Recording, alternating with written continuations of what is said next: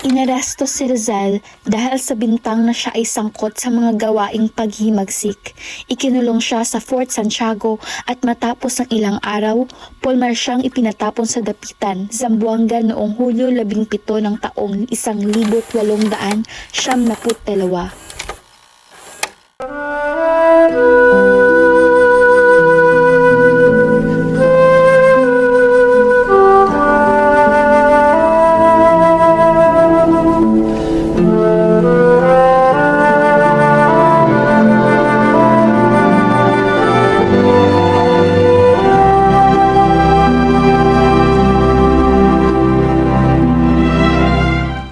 Ito ang pinakamalungkot na lugar na nakita ko sa buong buhay ko. Maganda sa dapitan dahil tahimik. Sobrang katahimikan.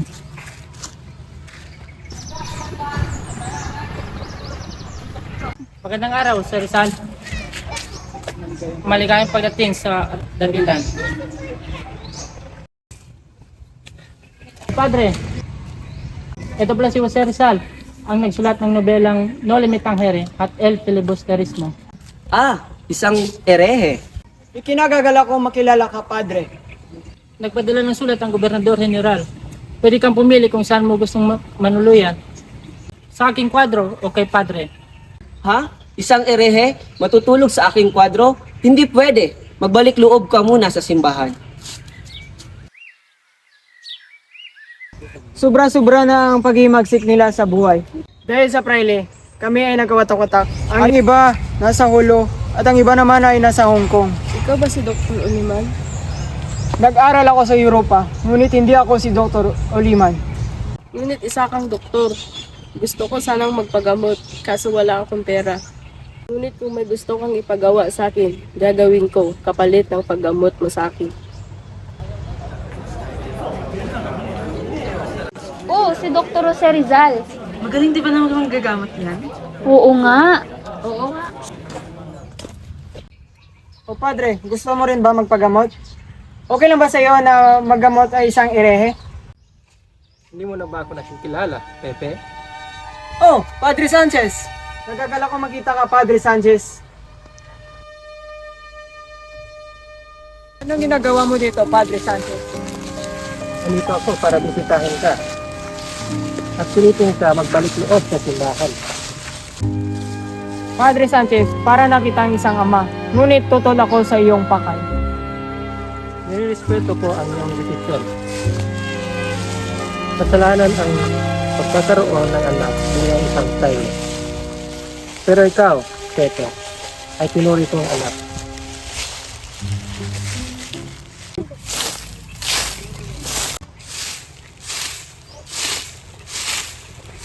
Doon tayo. Oh, mga bata, anong ginagawa niyo dito? At bakit wala kayo sa eskwela? Mahirap lang kami. Hindi kaya ng aming mga magulang ay pag-aral kami sa kabayanan.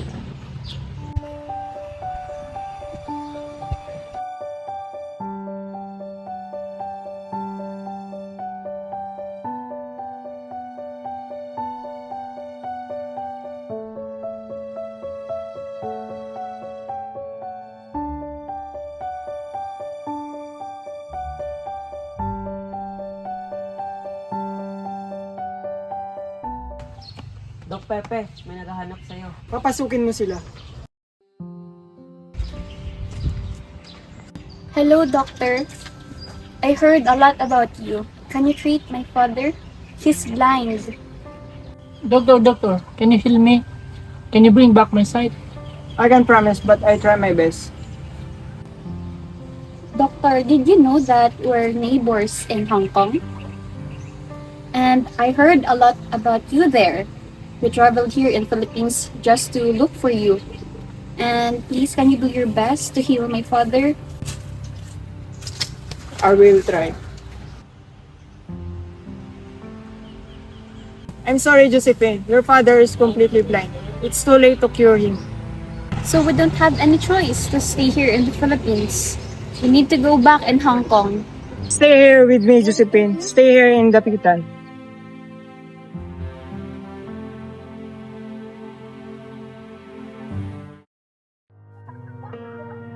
Good day, Mr. Bracken. I'm sorry to say that you have to go back to Hong Kong because I cannot heal your eyes. Very sad to hear. Mr. Bracken, can I take the hand of your daughter to stay with me in Dapitan? Please, Father. She will only eyes that have, and you will take it away from me? No, Josephine, please back to me. But Father, I love Jose Rizal. Noong 14 ng Marso, 1875, si Josephine at ang kanyang amain ay naglayag pabalik ng Hong Kong. Naiwan si Jose Rizal sa Dapitan kung saan ipinagpatuloy niya ang kanyang payak na pamumuhay, nagtuturo sa mga kabataan ng arnis at iba pang kaalaman. Ngunit hindi nagtagal, Rizal!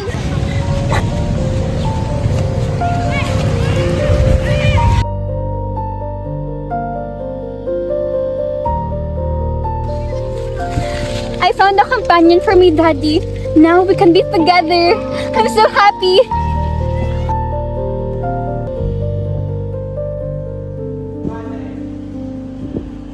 Magandang umaga, Padre. Good morning, Father. O Pepe, bakit sino pa rito? Makikiusap po sana ako, Padre, na kung pwede po kami ikasal ni Senyorita Josephine. Wala naman kayo problema sa iyong mapapangasawa, Pepe. Alam naman namin isa siyang iglesia katolika. Pero ikaw, isa kang erehe. Kailangan mo munang magbalik loob sa simbahan, Pepe.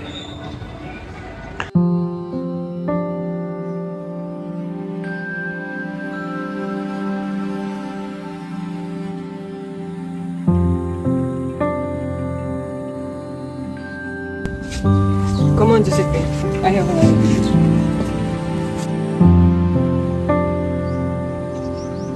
I, Josephine Bracken, take you, Jose Rizal, as my lawful husband.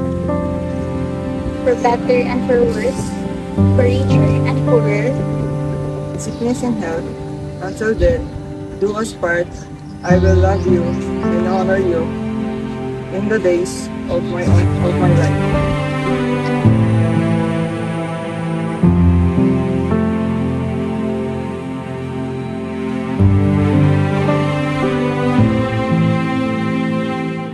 Alam naman nating lahat na isang malaking kasalanan sa mata ng Diyos na sumama ka sa hindi mo asawa na matulog sa iisang kwadro. At bandit naman nating lahat kung sino ang aking pinupunto.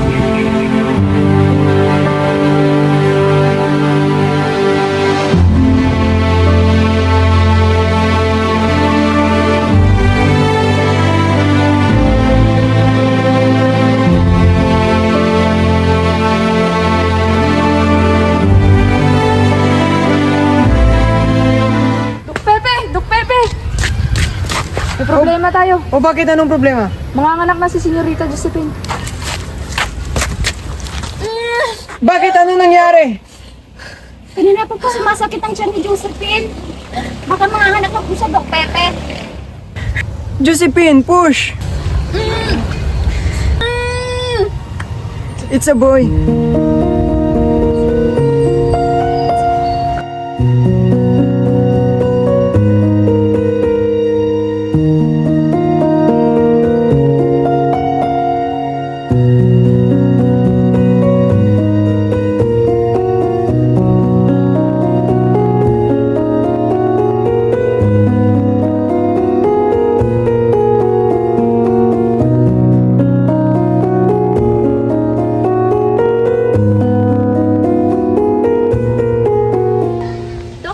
Doc Pepe, may naghahanap sa'yo.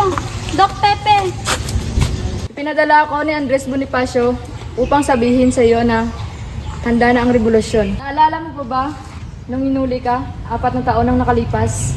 Pagkatapos nun, nagtatag kami ng samahang KKK. Ang KKK ay ang kataas-taasan, kagalang-galangang katipunan ng bayan. Hindi pa handa ang mga bayan. Saan kayo kukuha ng mga armas? Hindi ako sasama sa revolusyon. Kung ganon, hihingi na lang ako ng payo sa iyo. Lumapit kayo sa mayayaman dahil marami silang pera pambili ng mga armas.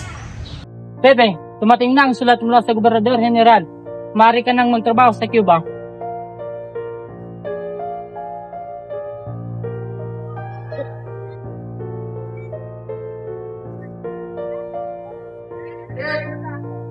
Salamat.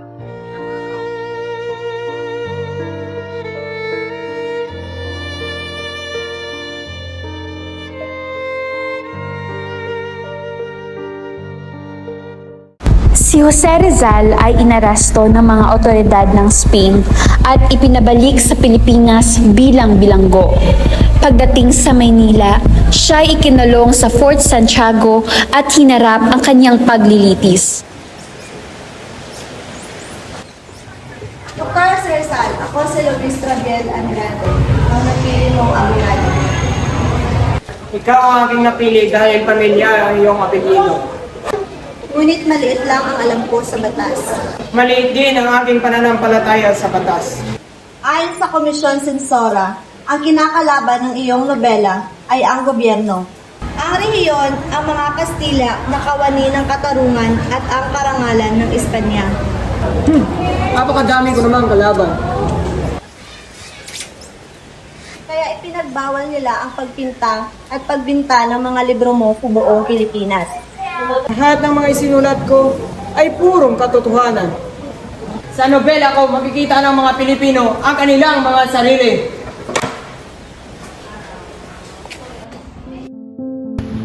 Ang aklat, Manonime Tangere at iba pang mga sulatin ni Jose Rizal ay laban sa reliyon, mga praile at pamahalaan ng Espanyol. Hindi ito katanggap-tanggap. Ang kanyang mga gawa ay nagdulot ng gulo at paghihimagsik laban sa pamahalaan. Kaya bilang isang taga-Osi, hiniling ko sa hukuman na parusahan si Jose Rizal ng kamatayan upang magsilbing babala sa lahat ng lalaban sa Espanya. Stop the revolution! Viva España! Viva! Viva España! Viva! Nagproklama na ba si Rizal ng separatismo bago ang Espanya sa ating inang bayan? At na siya ang nagnanais na makipagdigma upang sirain siya? Hindi! Ang mga ideya at teorya ni Rizal kung paano dapat pamahalaan ng Pilipinas at ang mga karapatan at kalayaan. Iyon ang dahilan kung bakit hindi ito sumusunod sa mga teoryang ito na tinutukoy na dahilan ng pag-alsa. Walang ebidensya sa kabaliktaran, mula noong 1892 ay pinatapon siya sa dapitan sa loob ng 4 na taon. Siya ay umiwas sa pagsulat at pagtalakay sa anumang paksang konektado sa politika. Kaya naman, absorb ang death penalty punishment ni Rizal.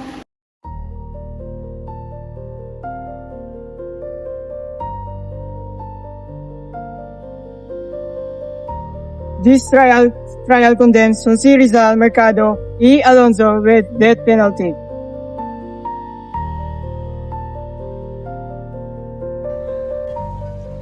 Hindi makatarungan. Niloko nila tayo. Pinadali nila ang paglilitis. At bakit ikaw ang galit na galit? Ako naman ang mamamatay. Dahil hiyang-hiya na ako sa iyo. Bakit? Dahil isa akong Kastila. Ayoko na. Magbibitaw na lang ako sa pwesto. Uuwi na lang ako sa Espanya. Mr. Tabiel, kahit sa kunting panahon, ikaw ay naging matalik kong kaibigan. Pepe! Grabe, anak ko! Nanang? Nanang! Nanang! Pagkatapos ko mamatay, kunin mo ang aking katawan at ilibing mo ng mayos. Lagyan mo ng pangalan ang aking lapida. Pepe, anak ko! Kahit anong mangyari, lagi mong tatandaan na mahal kita!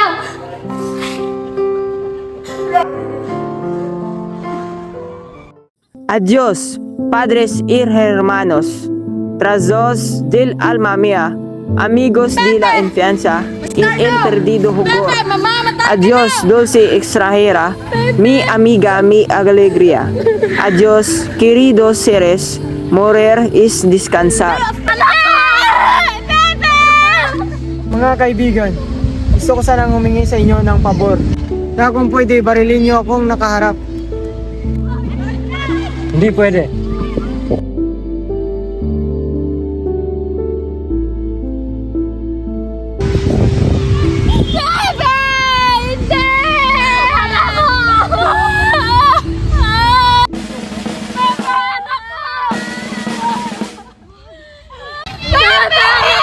Paul si Martinez.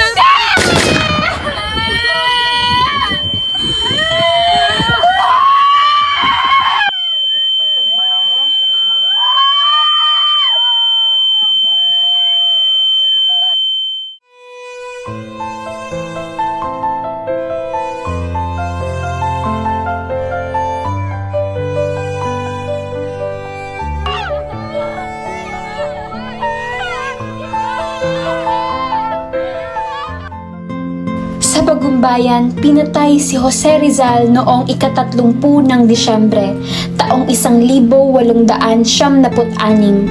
Ngunit hindi natapos ang kanyang laban. Pagkatapos ng kanyang kamatayan, mas lalong kumalat ang kanyang mga akda tulad ng Noli Me Tangere at El Filibusterismo. Nagmulat ito sa mga Pilipino tungkol sa kalayaan at pagmamahal sa bayan. Kaya mas lumakas ang diwa ng revolusyon laban sa mga mananakop. Si Rizal ay itinuring na bayani dahil sa kanyang talino, tapang at sakripisyo. Kahit hindi siya gumamit ng dahas, ginamit niya ang panulat upang gisingin ang damdaming makabayan ng mga Pilipino.